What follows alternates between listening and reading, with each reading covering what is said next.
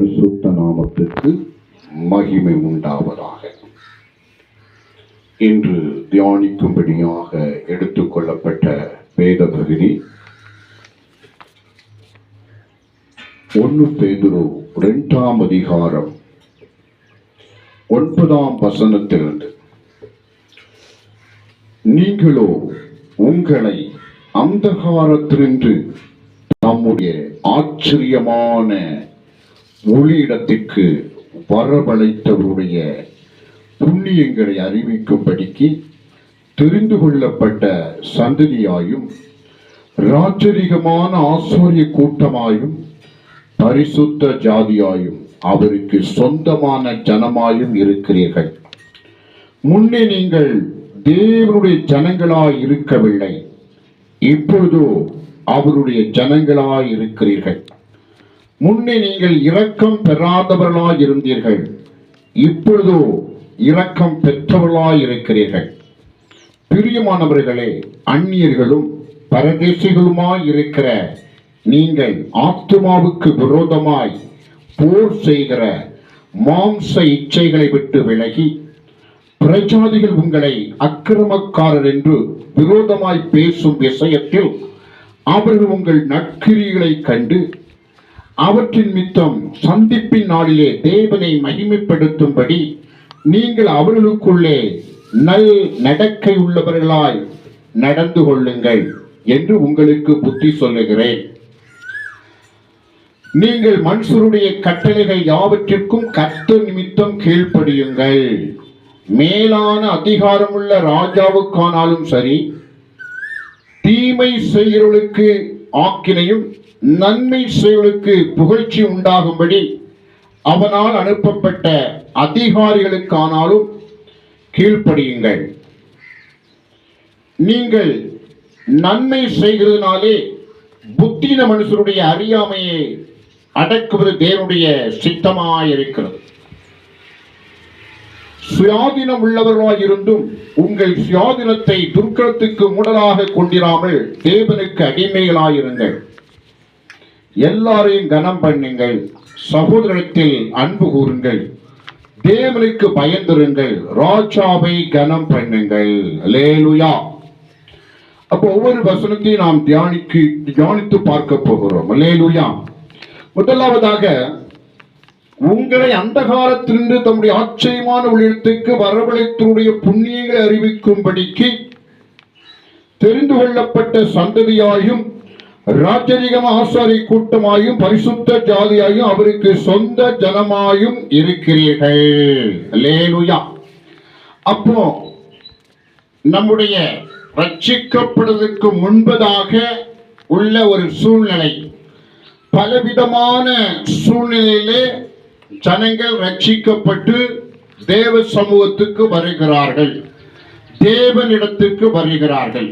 இப்ப ரட்சிக்கப்படுவதற்கு முன்பதாக பலவிதமான பாடுகள், உபத்திரவங்கள், பிரச்சனைகள், அந்தகாரமான ஒரு வாழ்க்கை, அசுத்தமான ஒரு வாழ்க்கை, ஒரு பிரச்சனை உள்ள ஒரு வாழ்க்கை, ஒரு சுத்தமில்லாத ஒரு வாழ்க்கை, ஒரு உபத்திரம் நிறைந்த ஒரு வாழ்க்கை, ஒரு வியாகுலம் உள்ள ஒரு வாழ்க்கை, ஆத்மாவிலே நிம்மதி இல்லை, சரீரத்தில் சுகமே இல்லை, ஆவியிலே ஆரோக்கியம் இல்லை. அப்படிப்பட்ட சூழ்நிலையை நாம் தவித்திருக்கும் பொழுது ஆண்டவர் நம்மை அந்த சூழ்நிலையிலிருந்து மீட்டு இப்படிப்பட்ட சமாதானம் உள்ள ஒரு சூழ்நிலைக்கு ஆண்டவர் நம்மை கொண்டு வந்திருக்கிறார். ஆண்டவர் சமூகத்தில் போனா நம்முடைய எல்லா பிரச்சனைகளுக்கும் தீர்வு உண்டு என்ற நம்பிக்கை நமக்கு இருக்கிறது. தேவ சமூகத்தில் போகாமலும் ஜெபிக்காமலும் வேதவசனம் வாசிக்க எல்லா உண்மையை அறிந்து கொண்டாலும் தேவனிடத்தில் உறவு இல்லாவிட்டால் நமக்கு ஒன்றும் பிரயோஜனமாயிராது. நாம் ரட்சிக்கப்பட்ட ரட்சிப்பு வீணாயிருக்கும். அல்லேலூயா. ஆகவே நம்முடைய உறவு ஆண்டவரோடு நெருக்கமாகவே இருக்க வேண்டும். அதான் இப்பொழுதுள்ள கண்டிஷன். நாம் தேவ சமூகத்தை விட்டு தேவ உறவை விட்டு விலகி போகக்கூடாது. தேவனோடு ஐக்கியமா இருக்க வேண்டும், அவரிடத்தில் சஞ்சரிக்க வேண்டும். கொடுக்கவும் வாங்கவும் தெரிந்திருக்கு. பிசினஸ் பண்ணணும், ஆண்டவரோட பிசினஸ் பண்ணணும். அல்லேலூயா, கர்த்தருக்கு ஸ்தோத்திரம், பிரைஸ் தி லார்ட். அப்ப உங்களை அந்த காலத்தில் அப்படி ஆச்சரியமான ஒளிவத்துக்கு வரவழைத்தவர் ஆச்சரியமான ஒளிக்கு வரவழைச்சிட்டாரு. நமக்கு சமாதானம் தந்திருக்கிறார், சந்தோஷம் தந்திருக்கிறார், மகிழ்ச்சி தந்திருக்கிறார், ஆரோக்கியத்தை தந்திருக்கிறார், ஆசீர்வாதத்தை தந்திருக்கிறார். நமக்கு ஆண்டவருக்கு எல்லா நன்மைகளும் கொடுத்து கொண்டிருக்கிறார். அதை நாம் பெற்றுக் கொண்டிருக்கிறோம். ஆச்சரியமான ஒரு ஒளி, ஆண்டவருடைய பிரசன்னம், தேவ சமூகம் ஒரு ஆச்சரியமான ஒரு ஒளியாய் இருக்கிறது. அந்த இடத்துக்கு நம்மை கொண்டு வந்திருக்கிறார் ஆண்டவர். அல்லேலூயா. அப்படிப்பட்டவருடைய புண்ணியங்களை அறிவிக்கும்படிக்கு அவருடைய புண்ணியங்களை அறிவிக்க வேண்டும். அல்லேலூயா. இந்த இடத்துல வேதவசனம் இப்படி சொல்லுகிறது, நல்ல செய்தி, நற்செய்தி அறிவிக்க வேண்டும் என்று நாம் சொல்லி பார்த்திருக்கிறோம். அவருடைய புண்ணியங்களை அறிவிக்க வேண்டும் என்று இந்த இடத்துல சொல்லப்பட்டிருக்கு. ஆண்டவர் செய்த புண்ணியம், இந்த உலகத்தில் செய்த புண்ணியம், வானத்தையும் பூமியும் எல்லாவற்றையும் உண்டாக்கி இருக்கிறார். நம்மையும் மனுக்குலமாகிய நம்மையும் உண்டாக்கி இருக்கிறார். சகல நாட்டு விலங்குகள், காட்டு விலங்குகள், மரஞ்செடி கொடிகள் எல்லாவற்றையும் ஆண்டவர் உருவாக்கி இருக்கிறார். எல்லாருக்கும் ஆகாரம் கொடுக்கிறார், வாழ வழிவகை செய்து கொடுத்திருக்கிறார். மனிதன் வாழ்வதற்கேற்ற ஒரு பூமியை கர்த்து நமக்கென்று கொடுத்திருக்கிறார். அல்லேலூயா. ஆனா உலகத்தில் எத்தனையோ கிரகங்கள் இருக்கிறது, அங்கெல்லாம் மனிதர்கள் குடியிருக்க முடியாது. காற்று கிடையாது, தண்ணி கிடையாது. அல்லேலூயா. ஆனா இந்த பூமியை மாத்திரம் மனுபுத்திரருக்கு கொடுத்தார். அப்ப இதெல்லாம் புண்ணியங்கள். அப்போ இருளான வாழ்க்கை வெளிச்சத்துக்கு கொண்டு வருகிறது ஆண்டவர் செய்த புண்ணியம். நன்மையே கிடைக்காத ஜனங்களுக்கு நன்மையை பெற்று தருவது ஆண்டவருடைய புண்ணியம். ரட்சிக்கப்படாத ரட்சிப்புக்குள் வழிநடத்தி அவர்களை பரலோகத்தின் பிரஜையை மாற்றுவது ஆண்டவர் செய்த புண்ணியம். நமக்கு ஏராளமான புண்ணியங்களை கர்த்தர் செய்திருக்கிறார். அல்லேலூயா. அவைகளை மற்றவர்களுக்கு சொல்லி அவர்களை ரட்சிப்புக்குள் வழிநடத்த வேண்டும். நாம் ரட்சிக்கப்பட்டவராய் இருக்க வேண்டும். ரட்சிக்கப்படாதவர்களை ரட்சிப்புக்குள் வழிநடத்த வேண்டும். அவர்களை வழிநடத்தி கர்த்தருடைய பிள்ளையாய் மாற்ற வேண்டியதுதான் நமக்கு கொடுக்கப்பட்ட வேலை. நம்முடைய ஜீவியத்தோடு கூட, நம்முடைய வாழ்க்கையோடு கூட, நம்முடைய நடக்கையோடு கூட, நம்ம ஜீவனத்தோடு கூட மிக முக்கிய ஒரு பணி, ரட்சிக்கப்படாதவனை ரட்சிப்புக்கப்படுவதற்கு தேவ சமூகத்தில் கொண்டு வந்து நிறுத்த வேண்டும். ஆண்டவரை பற்றி அறிவிக்க வேண்டும். அல்லேலூயா. ஒரு புண்ணியங்கள். இன்னும் அவருடைய புண்ணியத்தை பார்த்தா, பரலோக தேவன் தம்முடைய குமாரன் இயேசு கிறிஸ்துவை சிலுவையில் மரிக்க செய்தார். அவர் வாழ்ந்த நாட்களில் அவர் செய்யாத அற்புதங்களே இல்லை. அவர் செய்த அற்புதங்கள் ஒவ்வொன்றும் புண்ணியம்தான். ஓடாத பேய்களும் ஓடியது. கானா ஸ்திரீ மகள் ரட்சிக்கப்பட்டாள். எபிர் மகள் ரட்சிக்கப்பட்டாள். மரணத்தருவாயில் மரணமடைந்த அந்த விதவையின் மகன் ரட்சிக்கப்பட்டான், மீட்கப்பட்டான். 5 அப்பம் 2 மீனை கொண்டு கர்த்தர் 5000 மேல் போஷித்தார். தண்ணீரை திராட்சரசமாய் மாற்றி தந்தார். குஷ்டரோகிகளை சுகப்படுத்தினார். கண் பார்வையாளருக்கு கண் பார்வை கொடுத்தார். ஜீவனுள்ள வேத வசனங்களை கொடுத்தார். தவறான வழியில் உள்ளவர்கள் நல்ல வழிக்கு கடந்து வந்தார்கள். நிக்கதேமோ ரட்சிப்புக்கு நேராக ஆண்டவரால் நடத்தப்பட்டான். சமாரிய ஸ்திரீ ரட்சிப்புக்கு நேராக நடத்தப்பட்டாள். நரகத்தின் வாழ்விலிருந்து பரலோகத்தின் பிரஜையாக அவள் மாற்றப்பட்டாள். இயேசு கிறிஸ்துவின் ரத்தம் சகல பாவங்களை நீக்கி நம்மை சுத்திகரிக்கிறதா இருக்கிறது. மரித்தோரெல்லாம் கர்த்தர் உயிரோடு எழுப்ப போகிறார். அதற்கு முதற் காரணமாக இயேசு இருக்கிறார். அவர் மரித்து முன்னாள் அடக்கம் பண்ணப்பட்டு 3ஆம் நாளே உயிரோடு எழுப்பப்பட்டார். அப்ப மரித்தோரெல்லாம் உயிரோடு எழுப்பக்கூடிய ஒரு நாள் வரப்போகிறது. ஒரு நியாயத்தீர்ப்பு இருக்கிறது. ஒரு விசாரிக்கும் காலம் இருக்கிறது. இதெல்லாம் ஆண்டவர் செய்த புண்ணியங்கள். அல்லேலூயா. அப்ப இந்த புண்ணியங்களை அறிவிக்கும்படி தெரிந்து கொள்ளப்பட்ட நாம யாராய் இருக்கிறோம் என்றால், தெரிந்து கொள்ளப்பட்ட சந்ததி, ராஜரீகமான ஆசாரிய கூட்டம், பரிசுத்த ஜாதி, அவருக்கு சொந்த ஜனங்கள். 4 விதமான காரியங்களால வேதம் நம்மளை அழைக்கிறது. தெரிந்து கொள்ளப்பட்ட ஜனம், கர்த்தருக்கு ஸ்தோத்திரம். தெரிந்து கொள்ளப்பட்ட சந்ததி, ராஜரிகமான ஆசாரிய கூட்டம், பரிசுத்த ஜாதி, சொந்த ஜனம், இவ்விதமாக 4 காரணங்களை சொல்லி இவ்வளவு பொறுப்பு நமக்கு இருக்கிறது. அல்லேலூயா. இந்த பொறுப்பை, கனத்தை நமக்கு ஆண்டவர் தந்திருக்கிறார். நல்ல ஹானரபிள் ஸ்டாண்டர்டை நமக்கு கர்த்தர் தந்திருக்கிறார். இந்த வாய் நம்மை கனப்படுத்தின ஆண்டவருக்கு நாம் என்ன செய்ய வேண்டும் என்ற கடமையில் இங்கு சொல்லப்பட்டிருக்கிறது. கர்த்தருக்கு ஸ்தோத்திரம். முன்னே நீங்கள் தேவனுடைய ஜனங்களாய் இருக்கவில்லை, இப்பொழுதோ அவருடைய ஜனங்களாய் இருக்கிறீர்கள். முன்னே நீங்கள் இரக்கம் பெறாதவர்களாய் இருந்தீர்கள், இப்பொழுதோ இரக்கம் பெற்றிருக்கிறீர்கள். அல்லேலூயா. அப்ப ரட்சிக்கப்படுவதற்கு முன்பதாக உள்ள ஜனங்களுக்கு இறக்கப்படாத ஒரு காலகட்டம். ஆனா ரட்சிக்கப்பட்ட பிறகு கர்த்தர் நமக்கு இரக்கம் பாராட்டுகிறார். அல்லேலூயா. அப்ப இறக்கப்படாத ஒரு காலகட்டம் இருந்தது, இறக்கப்படுகிற ஒரு காலகட்டத்துக்குள்ள நாம வந்திருக்கிறோம். கர்த்தர் இப்போ நம்முடைய ஜெபத்தை கேட்டு இறக்கப்படுகிறார். ஆனா ரட்சிக்கப்படாத நாட்கள்ல என்னத்தை தான் புலம்புனாலும் ஆண்டவர் கேட்கவில்லை. அவர்கள் மனம் போன வழியில வாழ்ந்து தங்கள் இழப்புகளை சந்தித்துக் கொண்டார்கள்.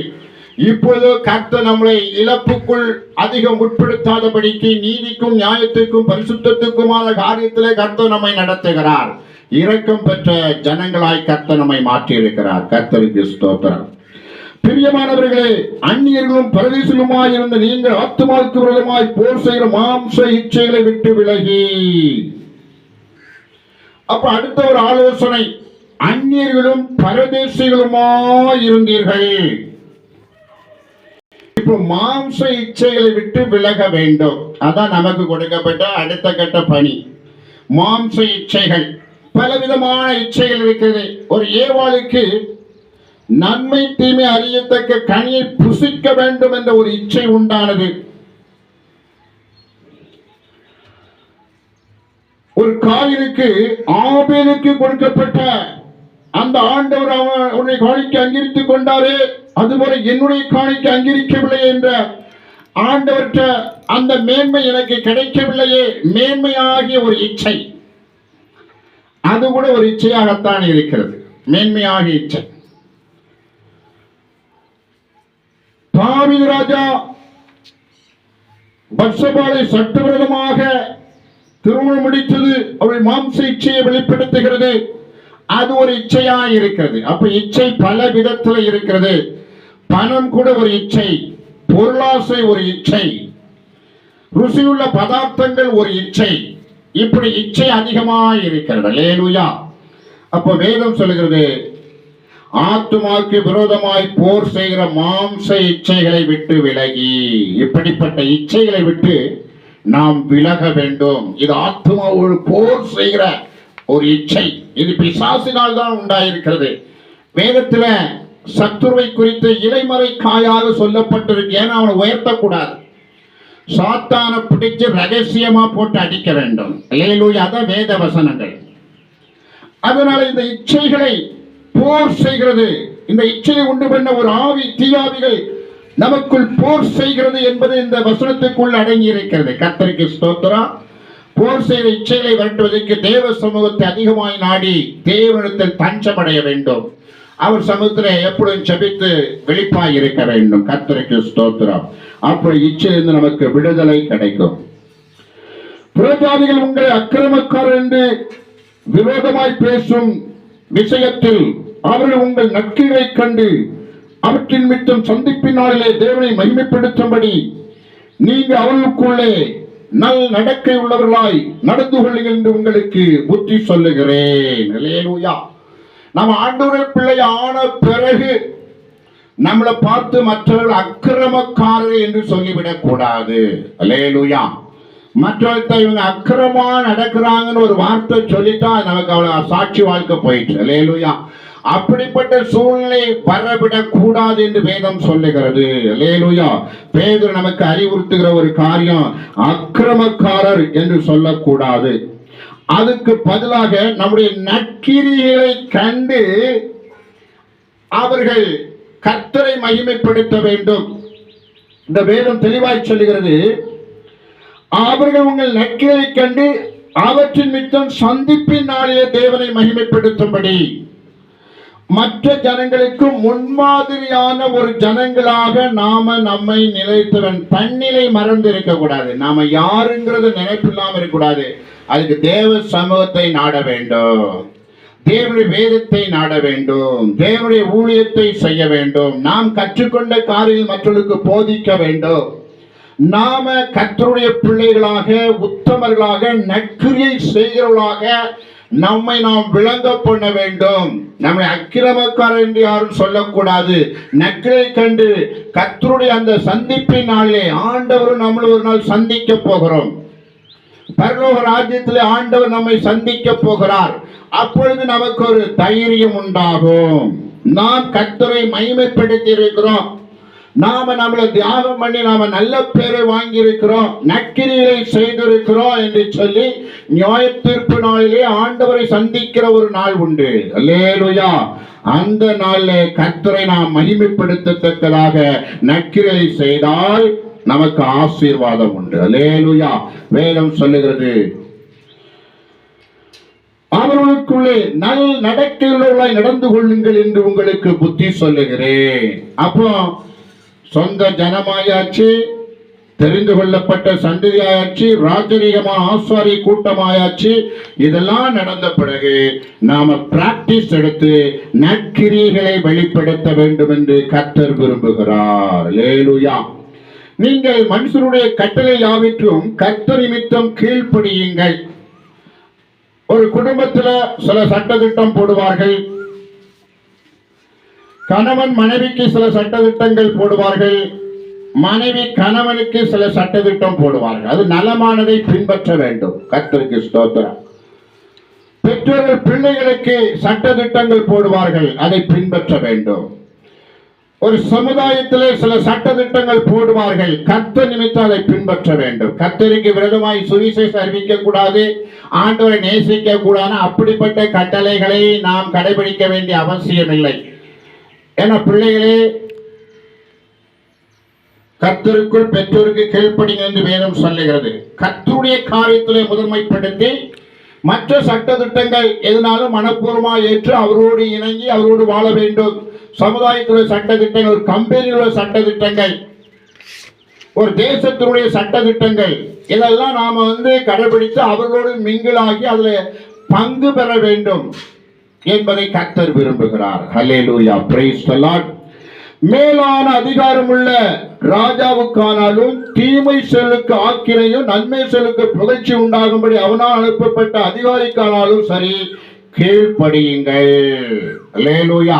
இப்ப ராஜாக்களுக்கு கீழ்ப்படிய வேண்டும், அவர்கள் அனுப்புகிற அதிகாரிகளுக்கு கீழ்ப்படிய வேண்டும். அல்லேலூயா.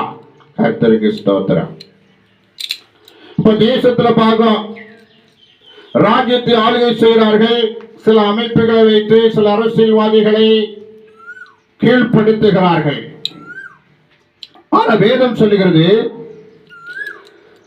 தீமை செயலுக்கு ஆக்கினை நன்மை செயலுக்கு புகழ்ச்சியும் உண்டாகும்படி. அப்ப அதிகாரிகள் சரியாக விசாரித்து யார் மேல குற்றம் உண்டு யார் மேல குற்றம் இல்லை என்பதை விசாரித்து அவர்கள் தீர்ப்பு செய்தார்கள். தப்பு செய்தவர்களுக்கு ஆக்கினையும் தண்டனை உண்டு, தப்பு செய்யாதவர்களுக்கு நல்லவர்களுக்கு புகழ்ச்சி உண்டாகும். அப்ப நாம் அதற்கு மனப்பூர்வமாய் ஒப்பு கொடுக்க வேண்டும். அல்லேலூயா. அதனால நமக்கு மீறி எந்த காரியம் நடக்காது, அதற்கு ஆண்டவர் உத்தரவாதம் கொடுக்கிறார். கர்த்தருக்கு ஸ்தோத்திரம். நீங்கள் நன்மை செய்வதனாலே புத்தீன மனுஷருடைய அறியாமை அடக்குவது தேவனுடைய சித்தமாய் இருக்கிறது. நன்மை செய்கிறதுனாலே புத்தீனமான மனுஷருடைய அறியாமை, புத்தீன மனுஷருடைய அநியாயங்கள், அறியாமை, புத்தீன மனுஷருடைய அறியாமை என்று வேதம் சொல்லுகிறது. அதை அடக்க வேண்டும். நன்மை செய்கிறதுனாலே, நாம நன்மை செய்கிறதுனால நாம் மற்றவர்களுக்கு நன்மை செய்ய வேண்டும். ஆனா சில நேரத்தில் புத்தீனமான மனுஷருடைய அறியாமை, அப்ப மனுஷர்கள் புத்தியினமா இருப்பார்கள், அறியாமையினால சில காரியங்கள் செய்வார்கள், தீமை செய்வார்கள். நன்மை செய்ய போகிற நமக்கு தீமை செய்வதற்காக, தீமையான காரியம் பிணைப்பதற்காக புத்தீன மனுஷருடைய அறியாமை என்று வேதம் சொல்லுகிறது. கர்த்தருக்கு ஸ்தோத்திரம். இதுக்கு தானியேல் ஒரு உதாரணமா சொல்லலாம். புத்தீன மனுஷராகிய அந்த மனிதர்கள் ஆண்டவருடைய பிள்ளையாகிய தானியேலுக்கு விரோதமாய் அவன் ஜெபித்து ஜெயம் எடுக்கிறான், அவன் ஜெபிப்பதினாலே மேன்மை அடைகிறான் என்று சத்துருவினாலே, தீயாவியினாலே தூண்டப்பட்ட தனிராஜா காலத்தில் வாழ்ந்த மற்ற பிரதானிகள் எல்லாரும் புத்தீனமான மனுஷனாயிருந்து அறியாமை வெளிப்படுத்தி அவருக்கு சிங்கக்கவிலே போகும்படியான ஒரு தண்டனை ஏற்படுத்தினார்கள். ஆனால் ஆண்டவர் தானியேலோடு கூட இருந்து அந்த தண்டனைக்கு விலக்கி காத்தார். ஆனா புத்தீன மனுஷனுடைய அந்த அறியாமை சாத்தானால் அவர்கள் புஷ் பண்ணி, இது ஒரு வகையானது. அவர்களுக்கு ஆக்கினை தீர்ப்பு வந்தது, அந்த பிரதானிகளுக்கு ஆக்கினை தீர்ப்பு வந்தது. ஆனா நாம் வாழ்கிற காலகட்டத்தில் அந்த மாதிரி கொடூரமான கிரியை செய்யாமல் மற்ற புத்தீனமான இரண்டாம் தர மூன்றாம் தர புத்தீன மனுஷனுடைய அறியாமை வெளிப்படுகிற பொழுது நமக்கு ஆத்திரம் வரும். அல்லேலூயா.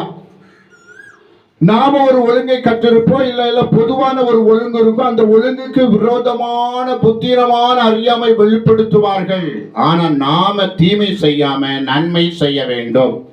ஏன்னா அதை அடக்குவது என்று வேதம் சொல்லுகிறது. அப்படிப்பட்ட புத்தீனமான கிரியையை மனிதனிடத்தில் செலுத்தி வேடிக்கை பார்க்கிற சாத்தான் வேடிக்கை பார்த்து கொண்டிருப்பான். நாம என்ன, அவன் புத்தீனம் தான், ஆனா நாம ஆண்டவருடைய பிள்ளைகள். அல்லேலூயா. நாம சரியா வேதவசனத்தை கடைபிடிச்சு ஞானத்தை வெளிப்படுத்த வேண்டும். கர்த்தருக்கு ஸ்தோத்திரம். Price the Lord.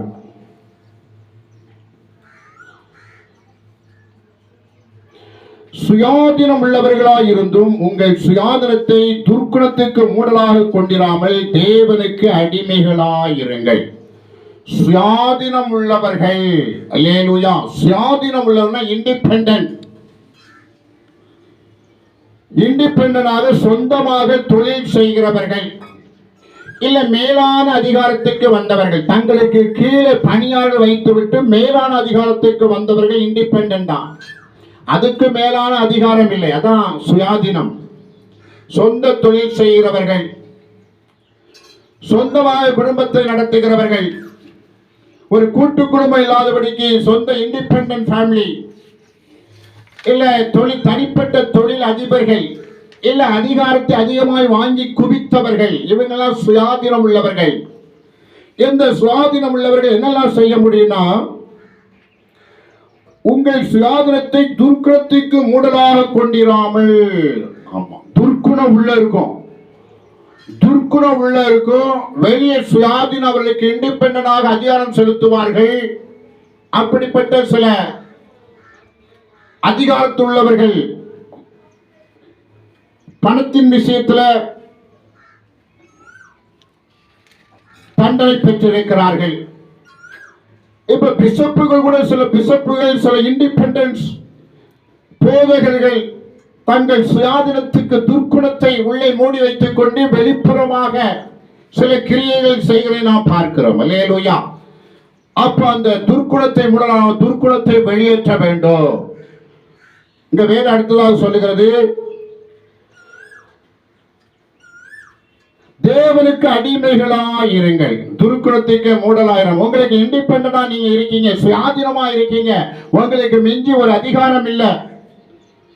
ஆனா அந்த அதிகாரத்தை நீங்கள் தவறாக பயன்படுத்தி துர்க்குணமான கிரியைகள் உங்கள் இதயத்தில் வளராதபடிக்கு நீங்கள் தடுத்து நிறுத்த வேண்டும். அப்படி முடியாட்டா நீங்கள் தேவனுக்கு அடிமையா மாறிடுங்க. தேவனுக்கு பிள்ளை என்று சொல்லி நமக்கு ஸ்தானம் கொடுக்கப்பட்டிருக்கு.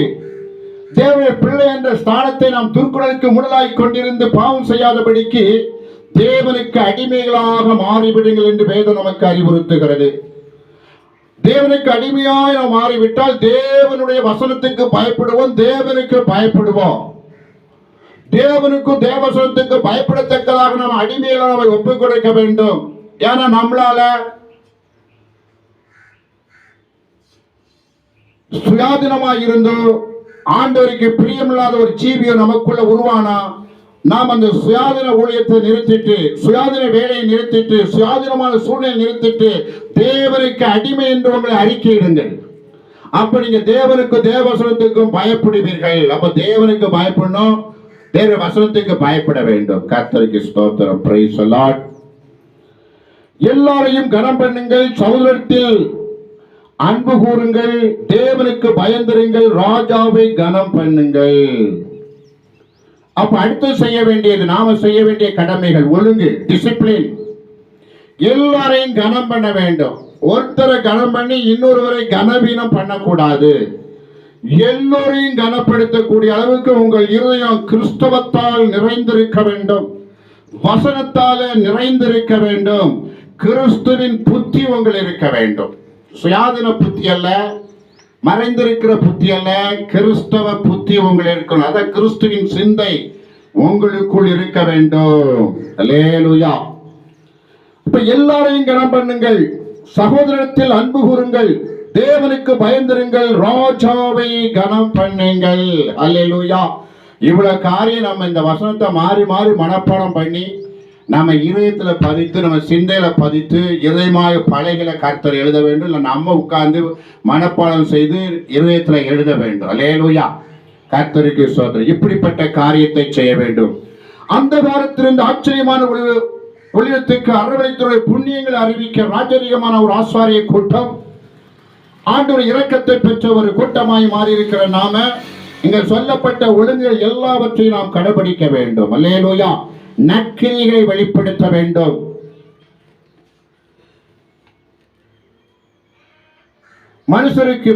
கர்த்தர் நிமித்த மனுஷரை கட்டளைக்கு கீழ்ப்படிய வேண்டும். மேலான அதிகாரம் உள்ளவர்களுக்கு கீழ்ப்படிய வேண்டும். ராஜாவை கனம் பண்ண வேண்டும்.